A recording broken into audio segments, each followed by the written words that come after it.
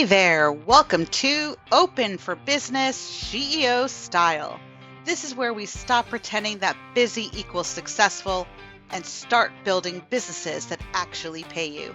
I'm your host, Toby Buerger, founder of CEO Business Academy and your straight talking business bestie, who's here to help you figure out what's actually working and what's not. Because around here, we're not doing fluff, we're not doing post and pray, and we're definitely not building businesses that look good on the outside, but feel like chaos behind the scenes. Wah, wah. We're building clarity, we're building systems, and we're building profit. CEO style. So grab your coffee, your favorite pair of sneakers, and whatever you're working on today, because every episode we're breaking down real strategies, real challenges, and real ways to move your business forward. Whether you're just getting started or you've been in this game a while and know something isn't clicking, you are in the right place. So let's get you open for business and actually making money.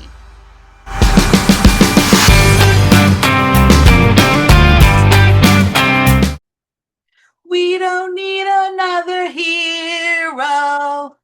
You don't need another offer. All right. Today we're talking about the dangerous belief that more offers automatically create more income. Wah, wah.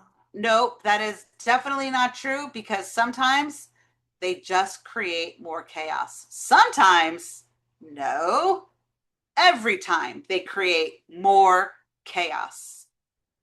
Stop creating hundreds and hundreds of offers. Stick with the offer that you have. Stick with it long enough to make it last and make it work. Okay. So I once had a client who went to band camp. No, just kidding. Just kidding. Just kidding. Just kidding.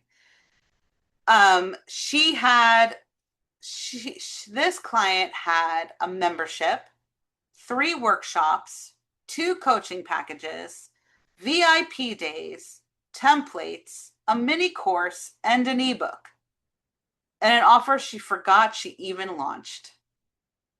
Friends, the business had become a clearance rack. It absolutely had. That is a lot of stuff to offer. That is a lot of stuff to offer. A lot of stuff. And I have seen this over and over and over. A lot of women, business owners, create new offers because they think the problem is revenue, when the real problem is usually structure. Let me go into that a little bit more. So they create new offers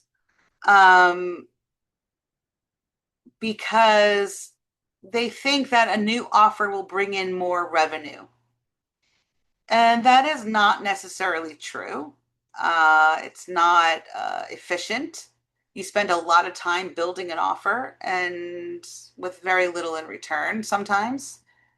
And the real problem is your structure. How are you structuring your current offers? How are you structuring your customer experience? So these are things that I think about, and I have realized that this is really not that type of problem. It's not a revenue problem. It's a structure problem. God, I hate that statement, but it's just the way it is. On a side note, have you ever noticed that everybody in AI is now saying, if you don't have this kind of problem, you have that kind of problem? God, can we just be individuals again? Can we ask more of our AI before we just throw stuff up and post and pray? I mean, really? Okay, I'm sorry. I'm squirreling again. Squirrel, right back at it. Let's go for it. Okay.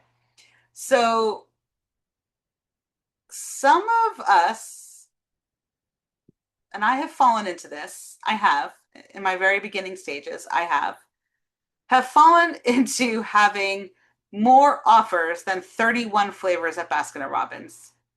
Now, I love Baskin & Robbins, and Jamocha Almond Fudge is my favorite flavor of ice cream. But you can't have that many offers. unless you're Baskin Robbins and you have 31 flavors of ice cream because you're selling ice cream. Who doesn't love ice cream?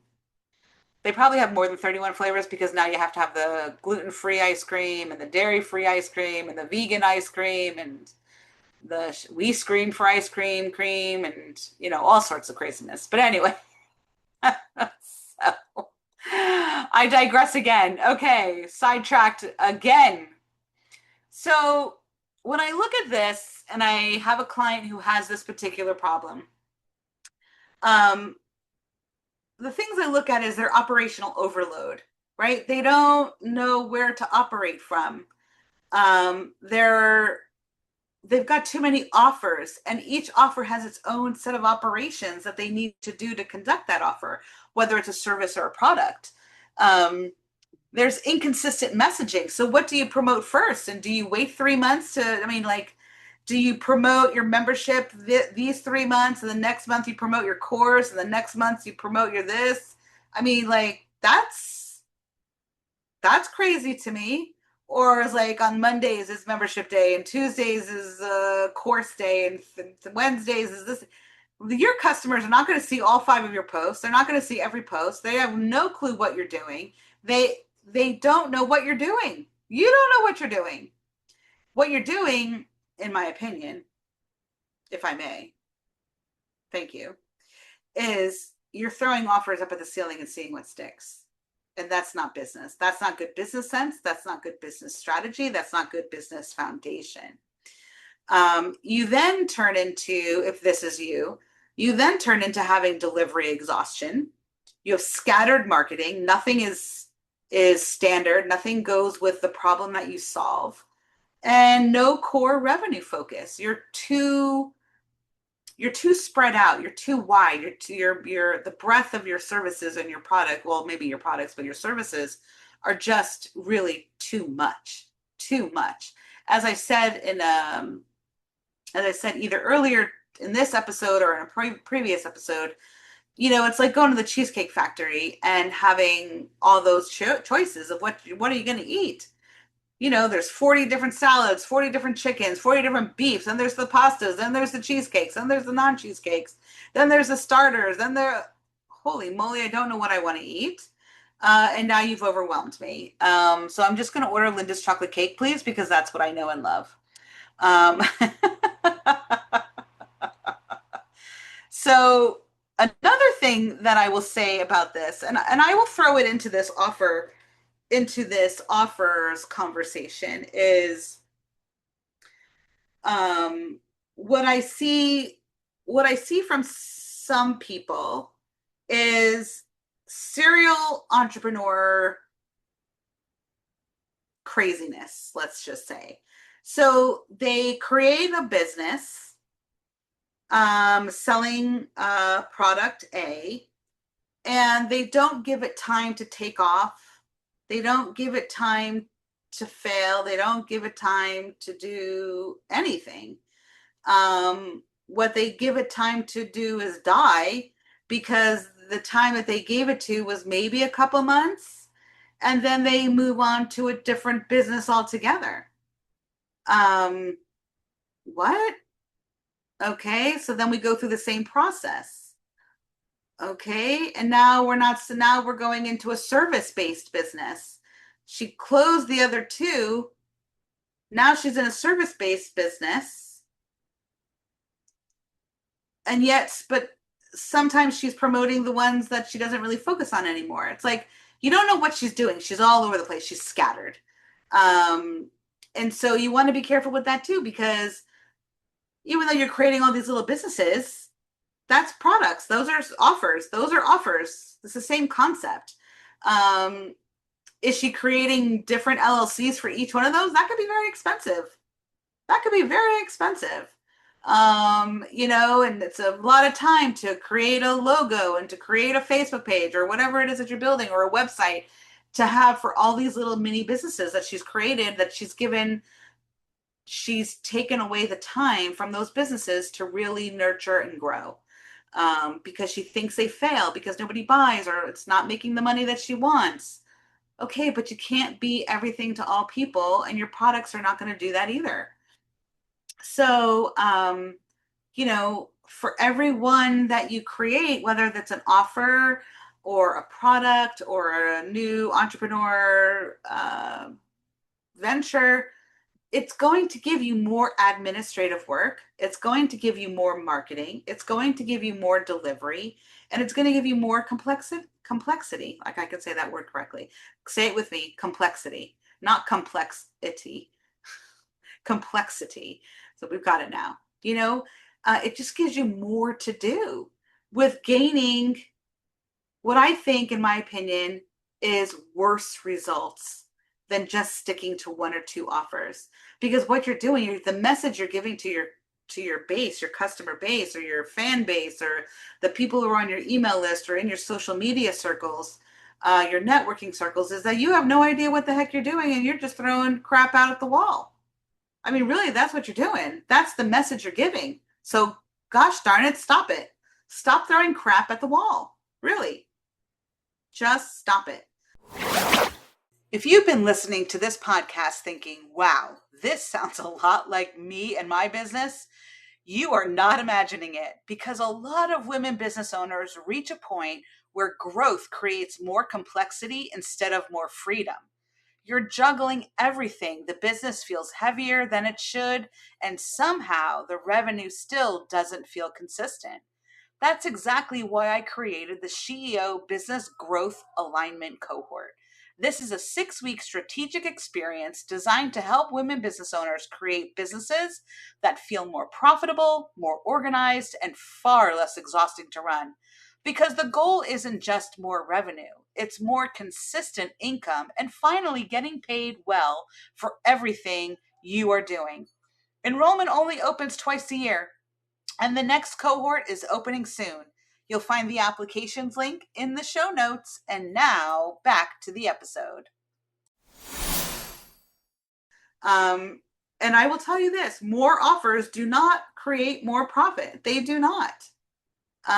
They do not. You've got to fix what's behind the offer before any offer will make profit. So something that I want you to think about in this episode is identify your highest profit offer. So out of all the things that you sell, what yields you the most money?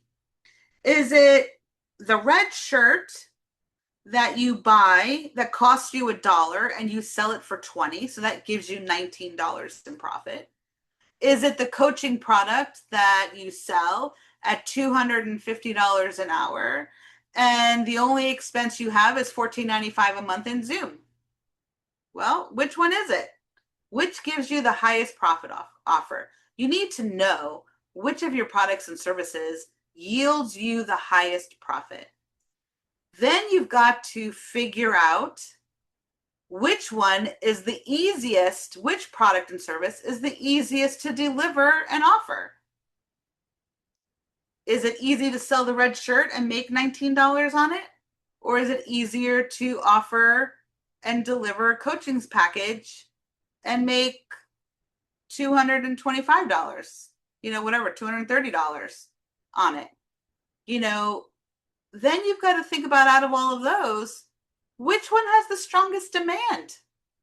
Which one has the strongest need? Which one solves the strongest problem?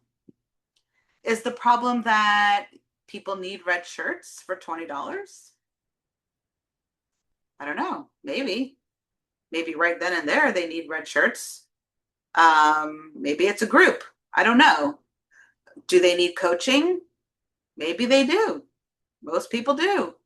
It's not a bad thing to have a coach. Listen, my therapist has a therapist. My coach has a coach.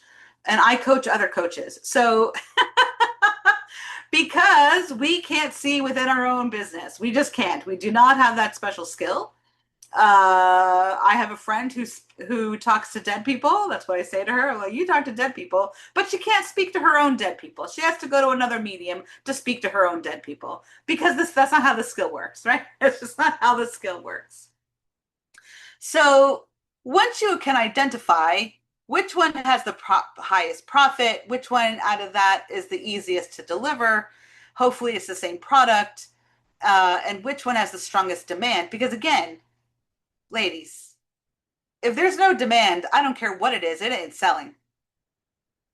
If there is no demand, it is not selling. Now, right now, it is May 14th, 2026, when I recorded this episode. This will probably come out in June sometime. And I'm assuming that we're still going to have the gas problem that we have now, which is that the prices are absolutely through the roof. The demand is so high for gasoline to drive our cars that we can't even think about not buying gas at $5 a gallon. We cannot. Okay, so as a gasoline store owner, that's a great problem to have. But if the entire world said, the heck with this, I'm going electric vehicle, now the demand for gas is down and nobody cares if it goes to $10 because nobody's buying it. Nobody's buying it because there's no demand. It could be 50 cents a gallon and nobody's going to buy it because there's no demand because they got rid of their gasoline cars. Focus on these 3 questions first. This will help you move in the direction that you need to. So back to my customer that I was working with earlier in this episode. We got her to agree to eventually eliminate most of her offers. And not only did she get clear as to really who she works for, who is her target, I should say, her target market, her target ideal client. She knew exactly what problem she was solving and what solution would come out of that problem, what solution she's providing. Not only did her revenue stay stable, which is not the goal, but it actually increased 30% in 3 months. That's pretty good. That's pretty good. And you know what she was able to do with that? Pay herself consistently. Because now the business had focus instead of chaos. And when I say the business, I mean the business and you as the business owner had focus instead of chaos. And when I say business, I also mean your client journey. What are they seeing on their website? So many gosh darn offers. I don't know where to start. I don't know what she can do. I don't know. I don't know what I want to eat at the Cheesecake Factory. I don't know. Now you're creating chaos for your customers. Stop it. Just stop it. And as Susan Powter once said, stop the insanity. So what I want you to think about is know this in closing. More offers do not automatically create more income. Sometimes they create more confusion. And like I said earlier, sometimes, every time they create more confusion. They create more delivery problems and a business owner who's exhausted trying to maintain all of it. And with that, I will see you in the next episode. All right, here's what I want you to take from this. If your business feels busy but not consistent, that's not random. There's a reason for it. And more importantly, there's a way to fix it. You don't need more ideas. You need to see what's actually not working. That's exactly why I created the Profit Treasure Map. It'll help you quickly spot where your business is leaking time, money, or momentum. You'll find it in the show notes. And if this episode made something click for you, send it to another business owner who needs to hear it. And remember, like they said in the movie Wall Street, the most valuable commodity I know is information. The question is, are you using the right information to grow your business? I'll see you in the next episode.